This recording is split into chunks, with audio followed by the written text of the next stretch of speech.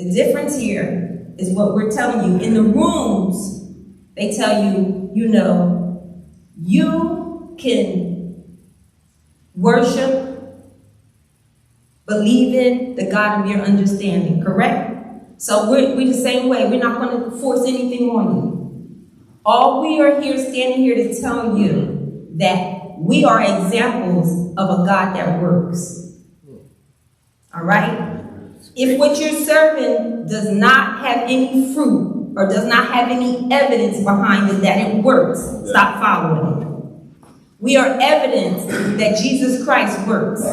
Because I told you we did 11 rehabs together, but it was that 11th one that taught him all about Jesus. Didn't tell him about the drug because he knew all of that. He was the expert. It taught him about Jesus. And Jesus started telling him who he was. And once Jesus started revealing to him who he was, there was some work I had to do. I had to have my own relationship with Jesus, and he had to tell me who I am or who I was.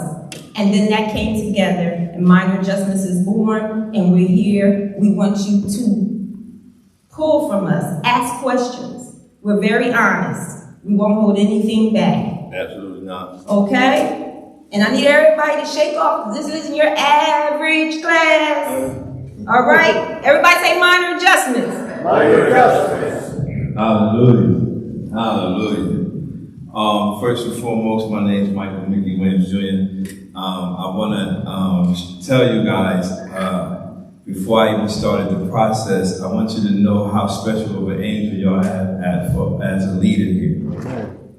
For 22 years, after when I was struggling with those crack cocaine, heroin, and criminal lifestyle, I was sitting on the bench, and I was sitting there, and I was suicidal. I was done. I tried many rehabs. I was totally done. I was ready to die.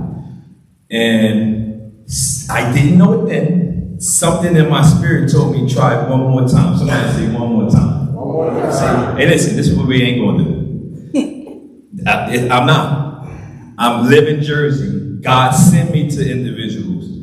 When we are going after the drug we like, we do not go to the dealer and say, do you got heroin? No. So you're not going to do that today. No, you got that?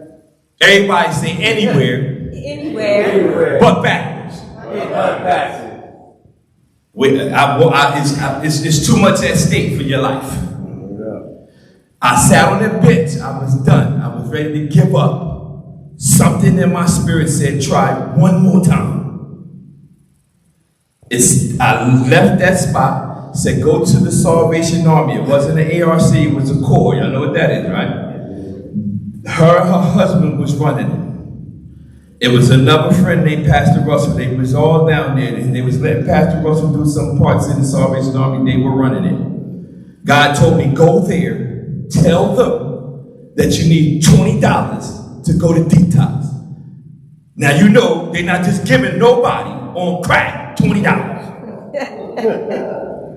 I had the crack pipe in my pocket. I'm saying this to let y'all know of a special person that God put in your presence. So I went down there and told them what God told me to ask them. They said, let us go in this back room. They went in the room. You see how she just was praying? They prayed, and God told them, give it to them. I never used again.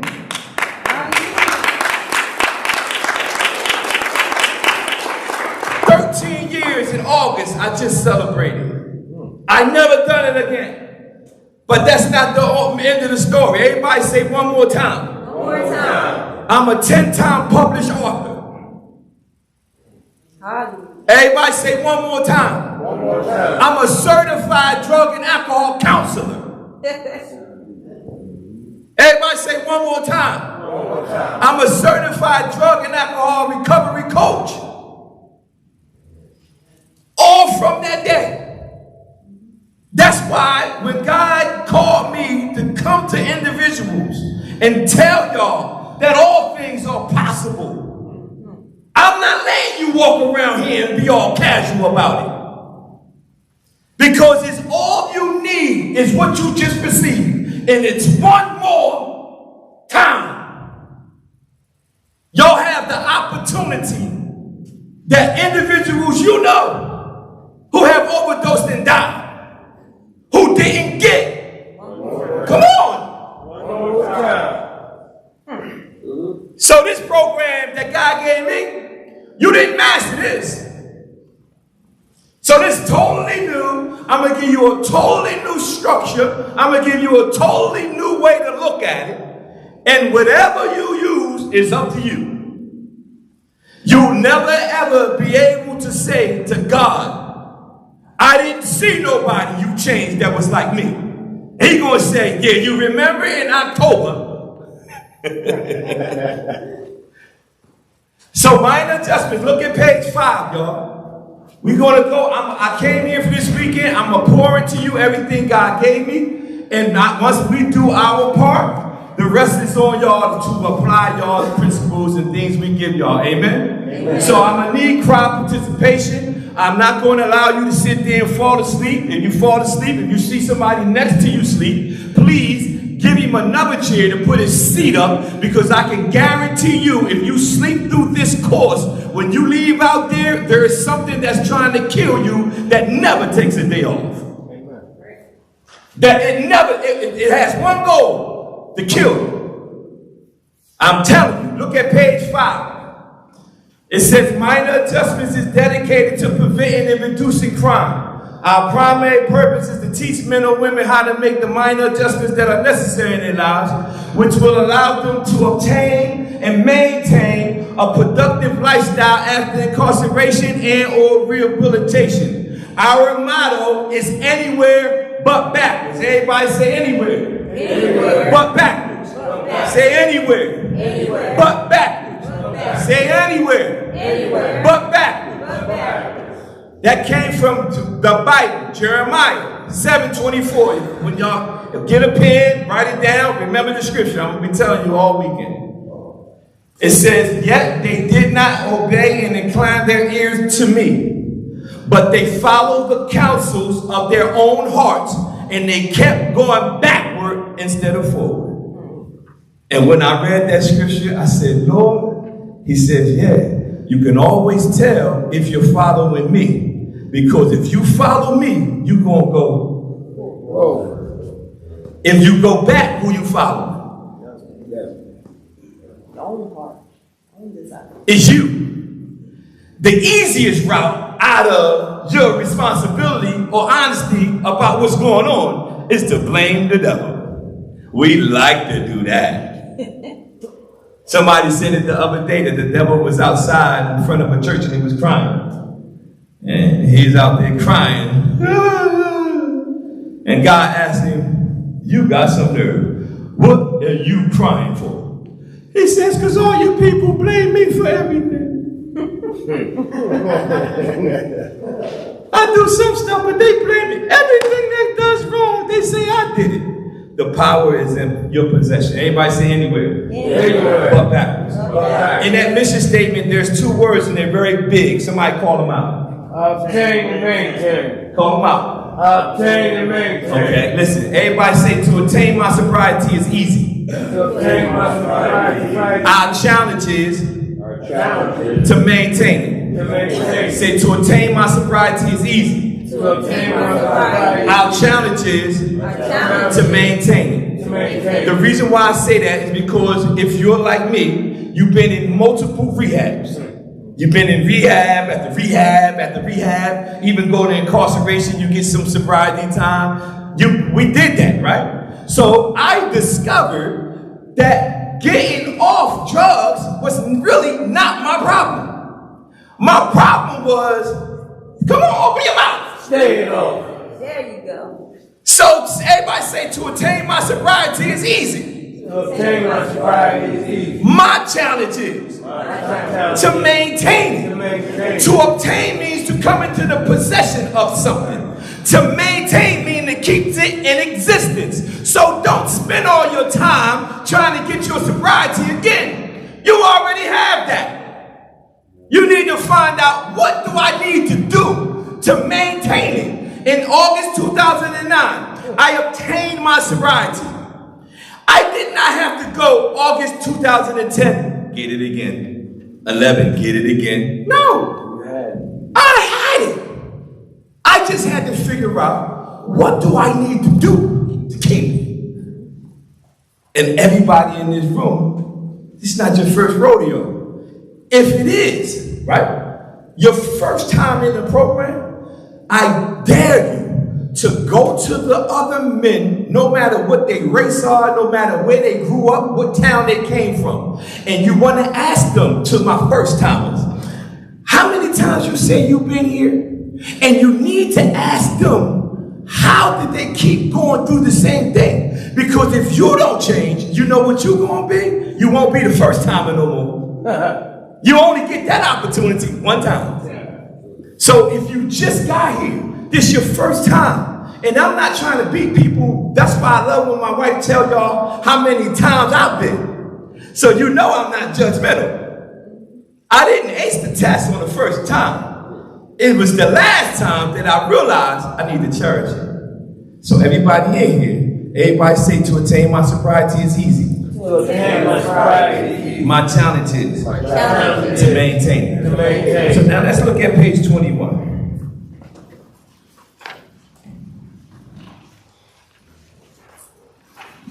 Page 21. If anybody, every time we do a group, I have an expectation for the group. My expectation for this particular group is everyone will get down to the core. Everybody will get down to the core. I'll explain it in a few minutes. It says, everybody got the 21? It says there's a purpose on the past, right? Yes. All right. In order for you to begin the process of allowing your past to push you into your destiny, you must first know that you still have a purpose for living, despite all the bad choices and situations and negative things you have done in the past. So many people want their lives to have meaning. They want to do the right thing, but are often unsure what that is or entails. Do remember, you and I were created to do something extraordinary. You have a purpose. Everybody say, I have a purpose. I have a purpose. Say, I have a purpose. I have a purpose. If you take an apple, remember I'm talking about getting down to the core. If you take an apple and you rip the skin off of it and take it out back, get some good soil, good fertilizer, and try to plant it, and you won't produce the greatness that's actually in that apple. If you peel the skin, cut the pieces we normally eat, take that piece out there, fertilize it, you still won't produce the greatness that's in the apple. But if you cut through that apple, you peel it, cut through the apple, you'll come across the core. Come on. After you break through the core, you get to the seed. The seed represents your life. But in order for you to get to the seed, which is the greatness you have in you, you got to break through the core, or why you keep putting stuff in you that can kill you. If you never break through the core of what, when I break through the core, why would I put something in me that I know that this heroin can kill me? If I know I have, everybody say I have greatness inside of me. Say I have greatness inside of me. I'm not telling you to say it because I just want to hear you say it. I need your own ears to hear you say it. So when you break through the core, why do I do it? People tell me all the time, I'm a counselor, they tell me they did drugs. I said, I know you did drugs, I took your urine. I need to know why it's in the urine. Why are you doing it? Do you know why you're doing it? Most of the times, we started out experimenting with stuff. Then we get addicted to stuff. But then it comes a path where you get away from it, right? Years and months and everything. Why do we go back to it? That's the question you have to ask yourself. Because if you're away from it, and you're not experimenting no more, and if you're honest, you can be away from it for years. As soon as you get in the vicinity of being able to get it, your stomach starts turning. You start like, you know it's right down there. And you know you got money. Now you gotta use the bathroom. You gotta use your bathroom, man. You're like, you just got out. Yeah, that's what I say. Everybody say, I gotta get down to the core. You gotta get down to the core. Yeah. So every day I walk out my house, I have friends still to this day that keeps going back. Everybody say anywhere. Anywhere. but backwards. I keep telling them, you going back because you haven't got down to the core of why you need that to be satisfied. I have a new thing that satisfies me, and what satisfies me is you succeeding. People call my child all the time, man, I just wanted to thank you, man, for reaching out or helping my brother or my husband or whatever. And when they do that and I find out that you're succeeding, that's my new high. You making it. When I see you years later and you have made it. So you got to remember, when you get down to the core is the seed. You can't get to the seed until you break through the core. The seed is in you. Every last one of us was born with it. And we have to break through the core of why we do everything that we've been doing. It says the word purpose means to set as an aim, intention, or goal for oneself, the reason for which something exists. I call this, I got the phrase or the term from America's Catholic Comedy and Mercy, where it talks about, they say that the people that they help in this program where I went to, they say this is the heartbeat of our ministry. And there's a lot of stuff that goes on, but the particular thing that keeps them going is the men that they're helping change the process of change. That's what I call the heartbeat of my ministry, is to try to get you motivated enough to do something to execute the change that you need. What's the last line on that paragraph? You have a purpose.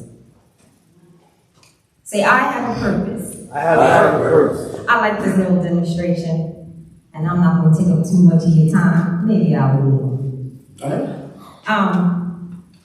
A lot of times we do things, and the reason we do them, and we say, I don't know, I can't get a hold of it. And a lot of times it's because you don't know who you are. So when you get down to that core, you have to allow God to start telling you who you are. Because once He starts revealing you to you, you'll start changing because you want to be what He's telling you. My husband got it right that last time is because God started telling him who he was. So much that when he came home, he was different even to me. I had to get used to this new man. I'm like, wait a minute, you used to this or you used to say this, and it started bothering me. But God said I had to be quiet and let Him show him who he really is. Because what happens in life, we do things, right? And we start getting labeled by what we do. I drink, so I'm an alcoholic. I'm sleeping with a whole lot of people, so I'm a what? Or, yeah, there you go. I do crack, so I'm a crackhead. I do dope, so I'm a dopehead. So people like to, I'm a thief, you're a thief, right? You tell the fib, you are? Liar. All right. Well, my favorite color is green, because I like green. Am I green? So some people that drink, they might do it like my husband told me, I just like it. Right? Absolutely.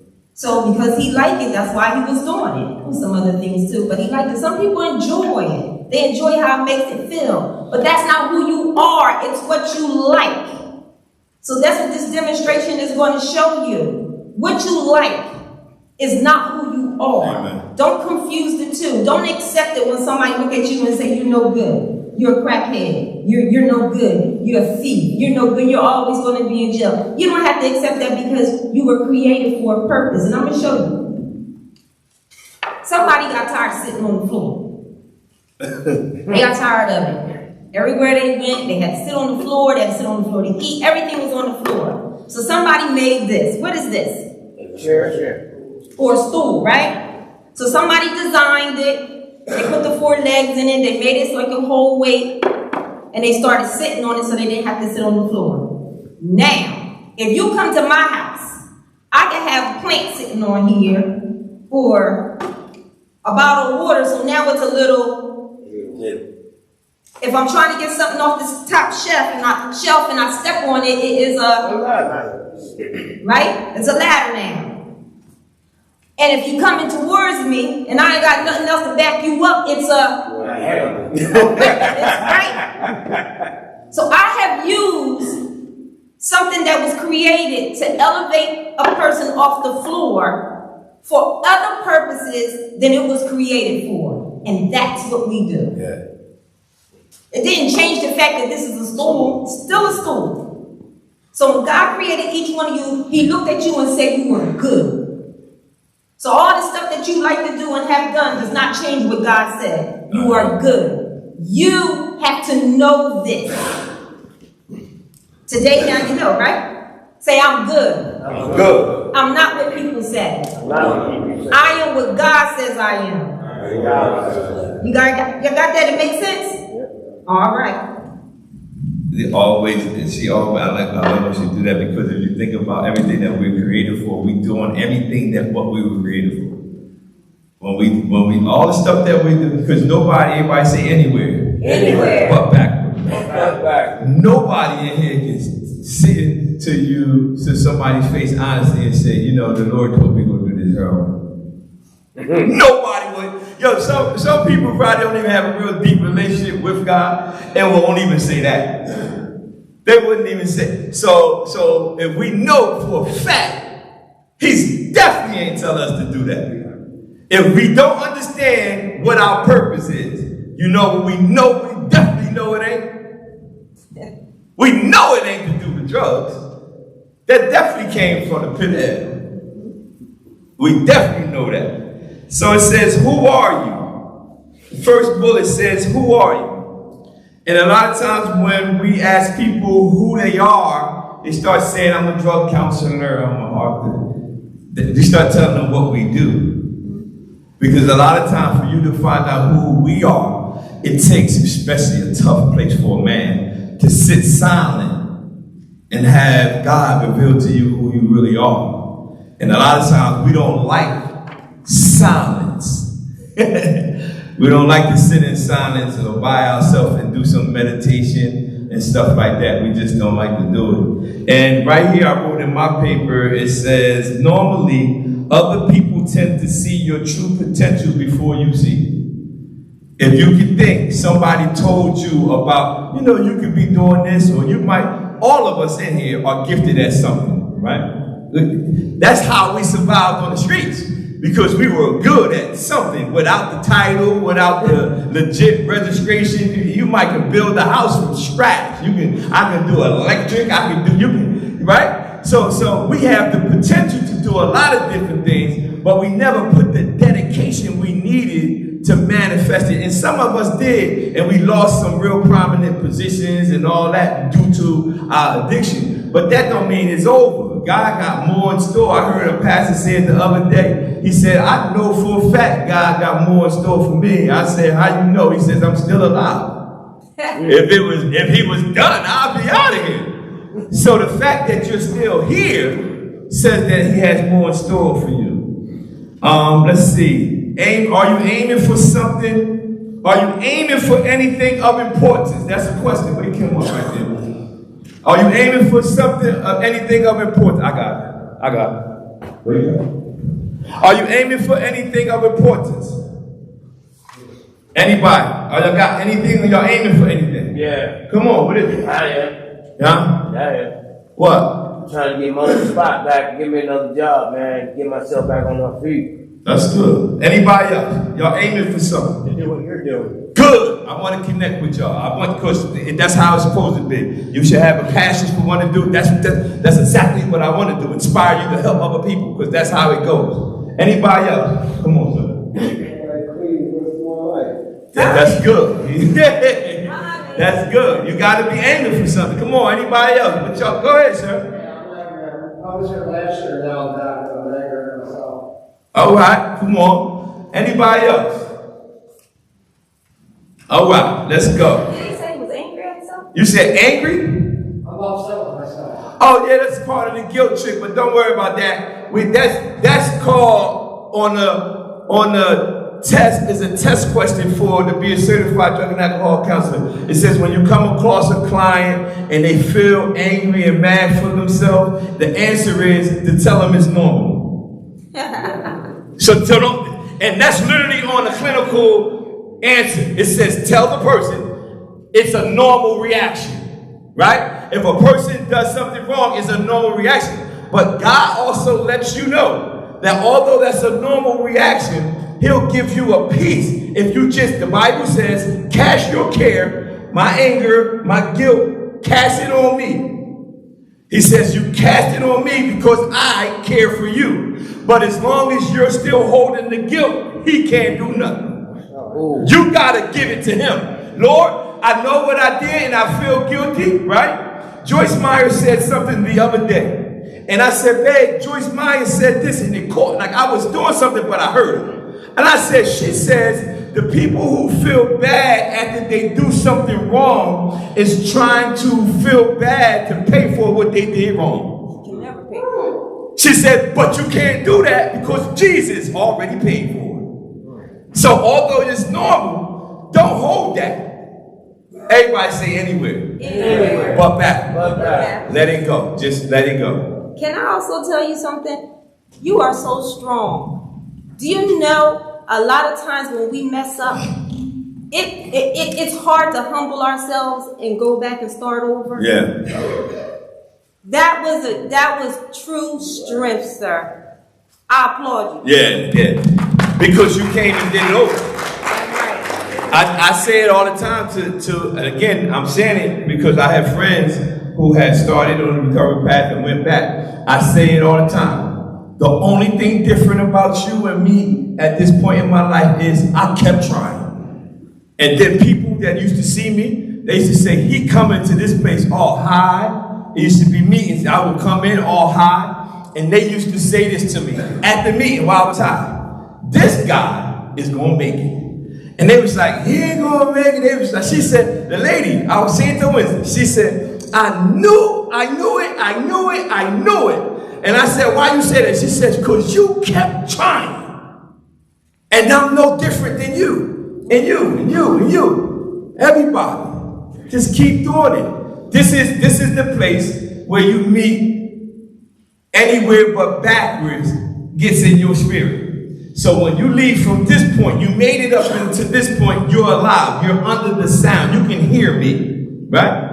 This point forward, when you hear anywhere but backwards all weekend, you got one assignment. When I left the program, that's all God told me.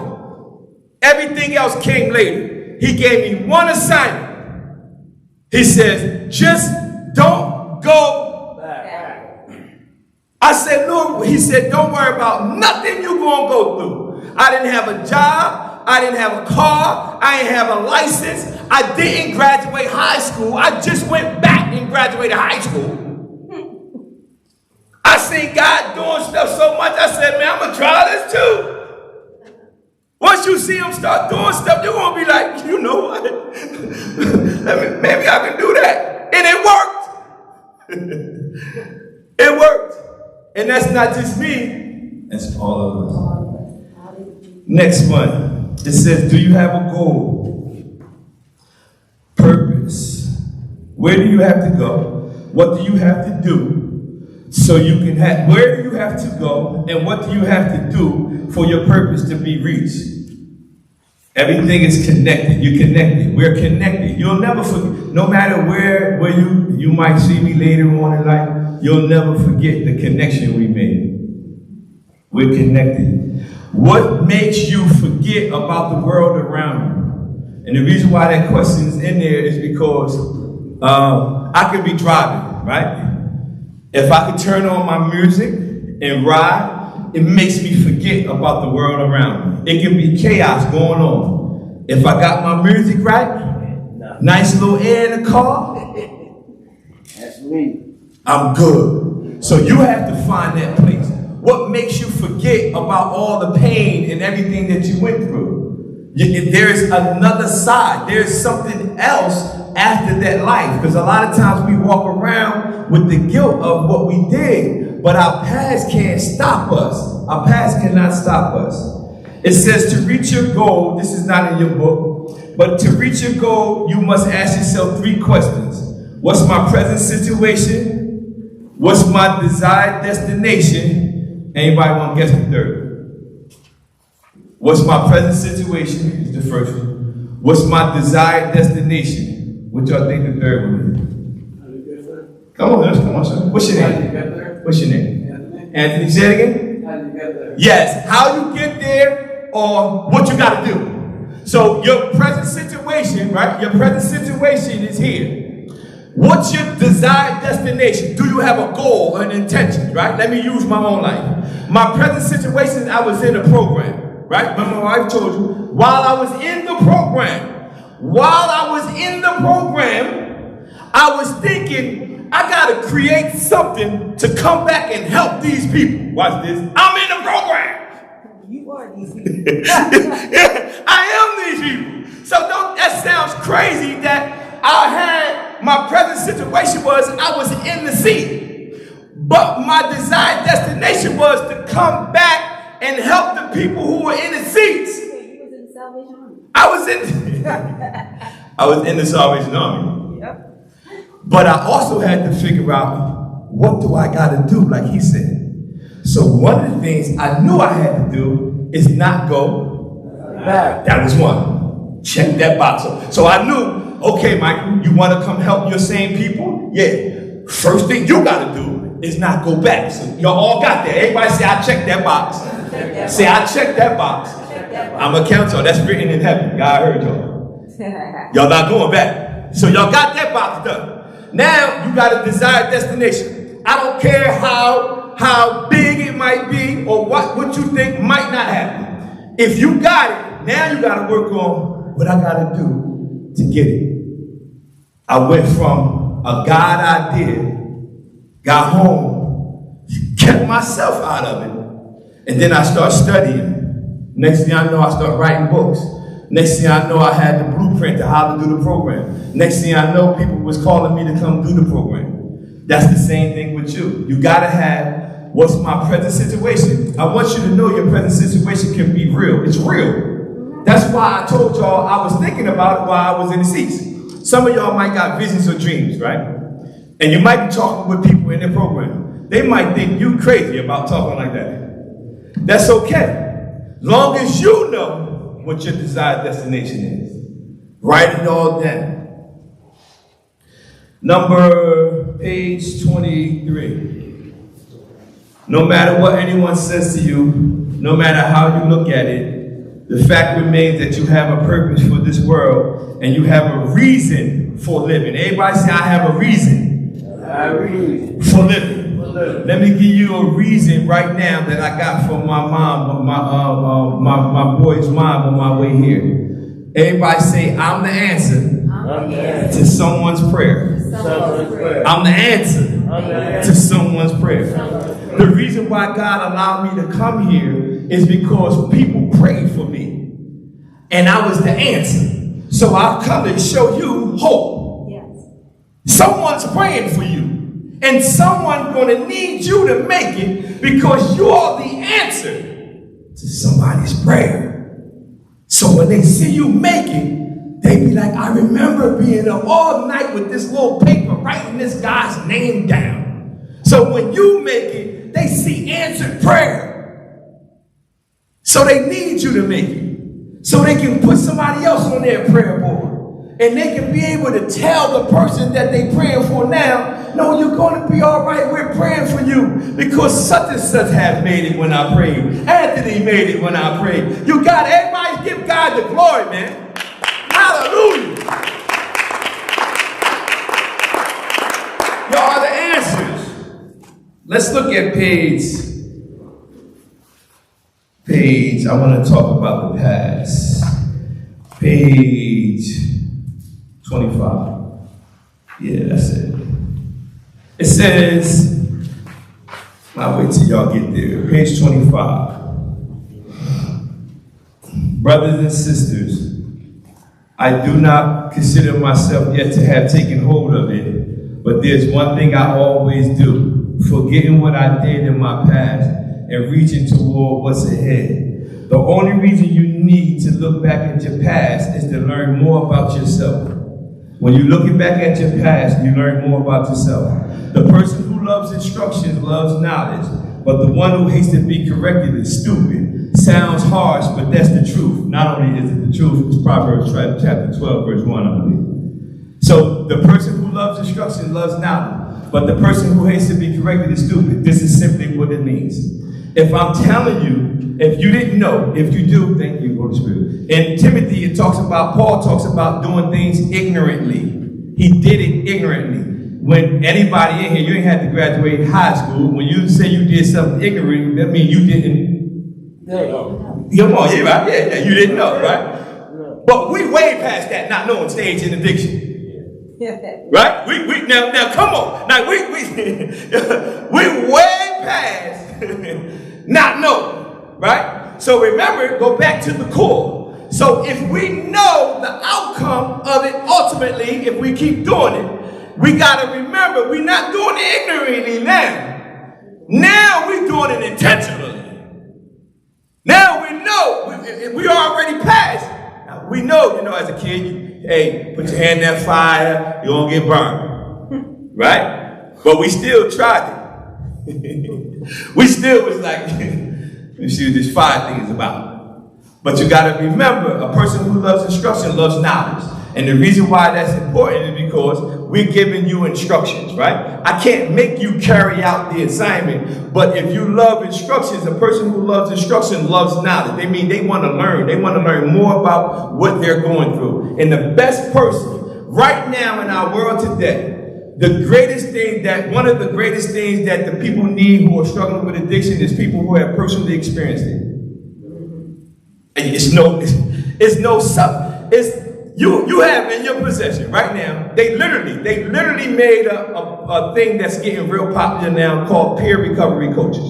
It's very big. And what a peer recovery coach is, someone who's, let me tell you, the application asks you have to have 2 years of at least struggling with the substance.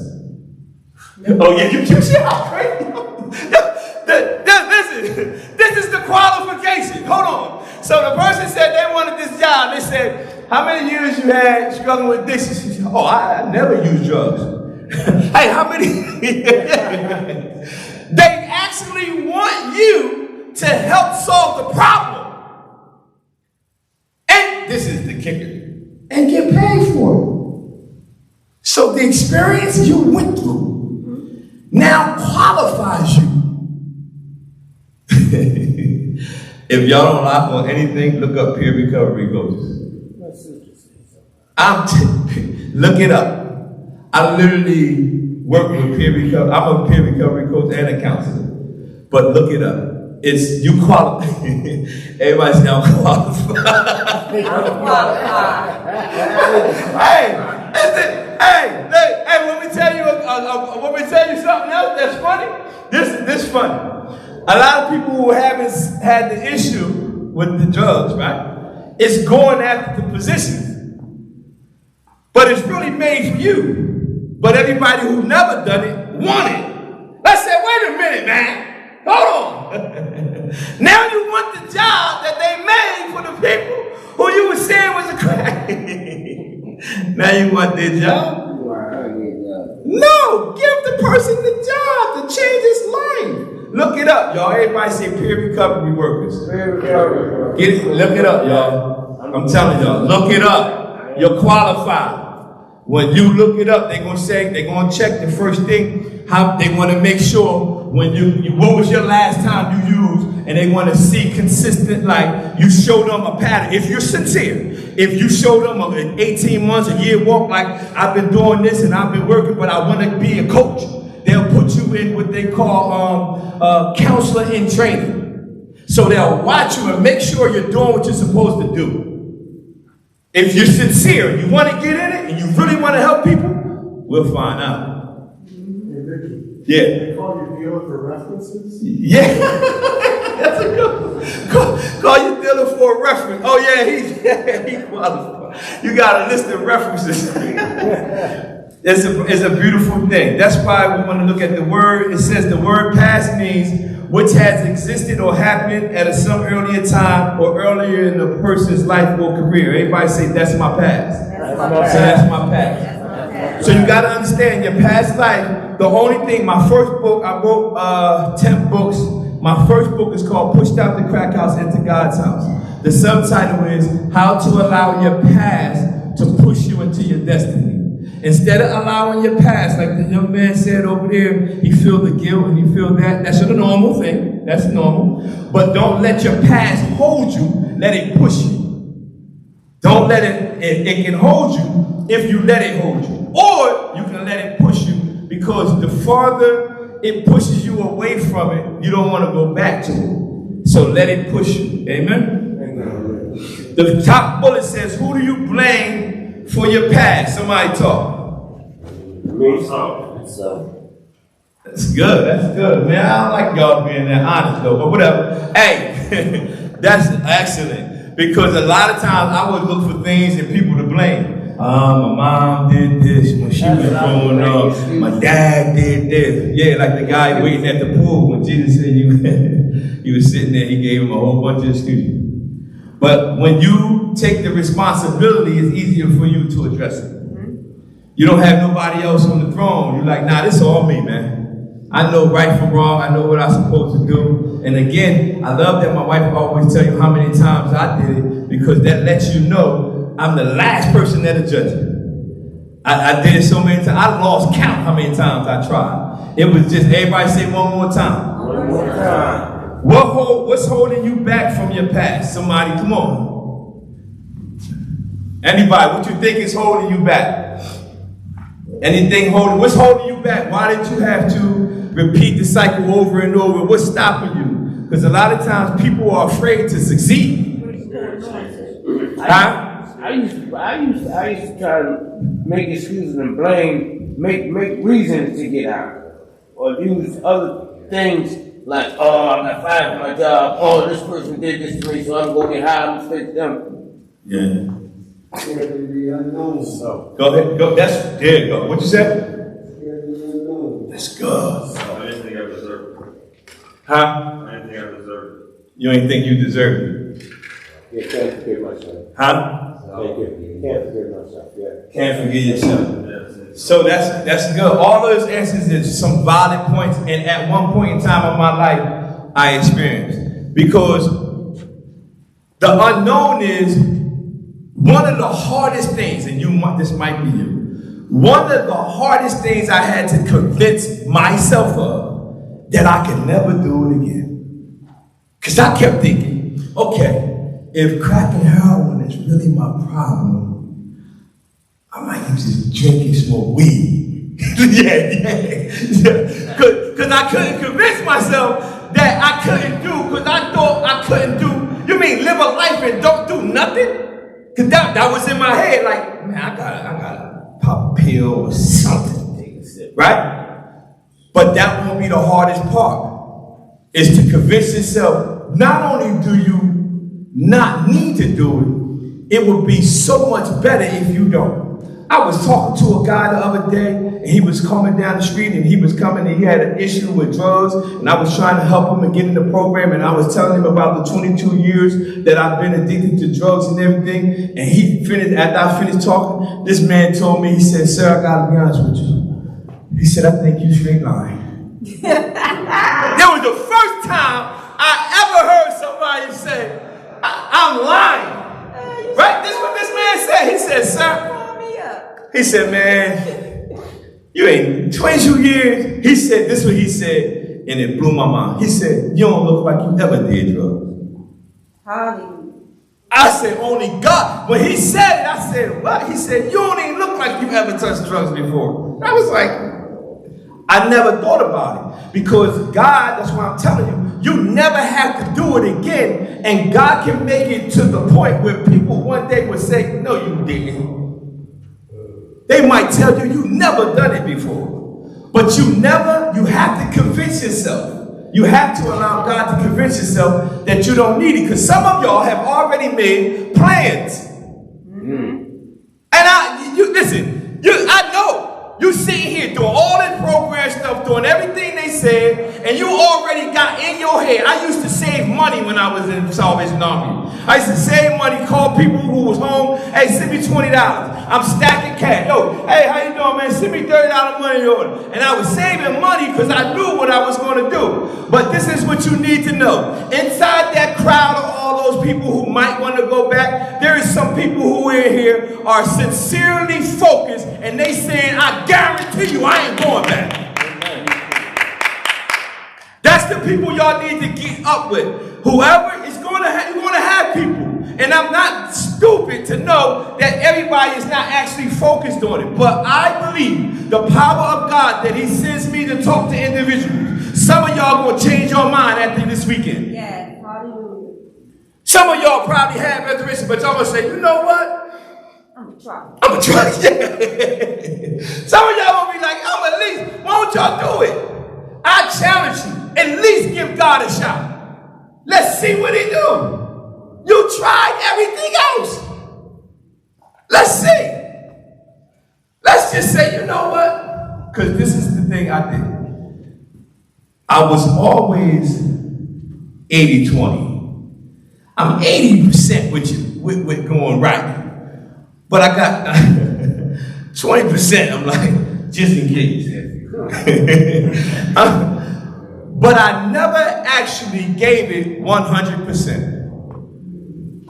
But in August 2009, I said, you know what I'm going to do? I'm going to just give it 100%. And today, that's one of the things I want to challenge y'all to do. Give yourself 100%. Motivation, I'm going to give you something, and you can write it down, or I'll give it to you later so you can write it down. Motivations, this is not in your book. Motivations for leaving your past behind. Number one, think about the benefits of not using. Think about the benefits of not losing, like having your money in your pocket and it be there when you wake up. Seems like it ain't a big deal, but it is. When I wake up and look at my wallet, wow, that's okay. The money I went to sleep with is actually there. Mine too. Yeah. She said hers too. That's funny. That's so funny. That's funny, because I used to rob her all the time. That's true.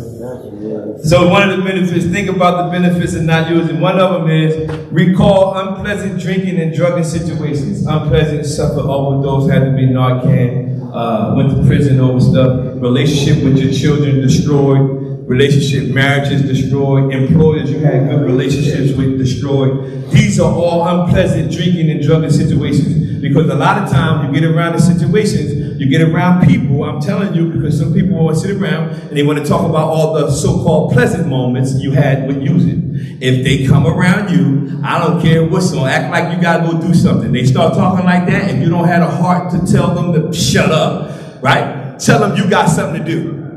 Just leave the conversation. Because you got to have the boldness to walk alone. You got to have the boldness. And the reason why I'm saying that is because I'm telling you that when you leave here, this is your preparation stage. This is the place where you work on what you need to work on, because the situation out there is very difficult. Let me give you the next three and we're going to move on to surrender. It says, focus on the progress you are making. These are the motivations for leaving your past behind. Think about potential negative consequences. Negative consequences. Every Monday we get a list of people who suffer overdose in my county. We get a list, and the last list that we received, it says all. It come through. When it come through, it says either fatal or non-fatal. Everything that came through the last list, it was all fatal. And I said, man, I'm going away to go and carry something in, and I'm letting you know it's still out there. It's no more time for y'all to go. Everybody say anywhere. Anywhere. But backwards. And it says distractions. Distractions is another thing that will stop you from when you're thinking about or is a motivation for leaving your past behind. Everything that comes to you in the form of you, whenever you're trying to walk out and do something positive, distractions always show up. Something bad, something pop up. But that's okay. It's nothing for you to panic about. I'm here to tell you that those things is actually your confirmation, watch this, that you're doing something right. If you ever notice, when you're doing something wrong, it's just all wrong. It's only when you're doing something right, something tries to distract you from doing right. That lets you know you're doing something right. You gotta realize the only time it come up is when you're trying to do right. As long as you doing bad, while you out there using, you ain't gonna never have people come up to you and give you all these free drugs. You go home looking good, looking like you look coming out of here fresh. You know what you get offered? Free, yeah. Don't spend your money. I'll give you some. That's because you're doing something right. You gotta understand that. Well, we're gonna move into the next lesson, which is surrender. We're gonna talk about surrender, and tomorrow we're gonna run through a lot of different visualization, endurance. I'm giving y'all everything I got. You know what I mean? Like my wife said, this is not this typical program. So we down here, we come down here. I'm gonna pour into you everything I possibly can in a short amount of time, Friday, Saturday, and Sunday, and take what you can, write down stuff. Ask questions. When y'all, that's why I like to be around y'all. I love walking in the building. Y'all see me there. Ask questions. You can stop me. I will stop and talk to you. Ask me. Ask questions. You can pull it out of me. You can ask questions. You know, you got family. You can ask my wife. I ain't gonna give you too much time talking to her, but listen, you can ask. I feel this is one thing that I never fails. No matter where I go, I feel my wife's comfortable with y'all. I could be somewhere else and y'all gonna make sure she okay. I don't worry about all that because y'all already know that we're on here on one particular mission, and that's what y'all can ask questions about the side that I don't know about. Your loved ones out there, what they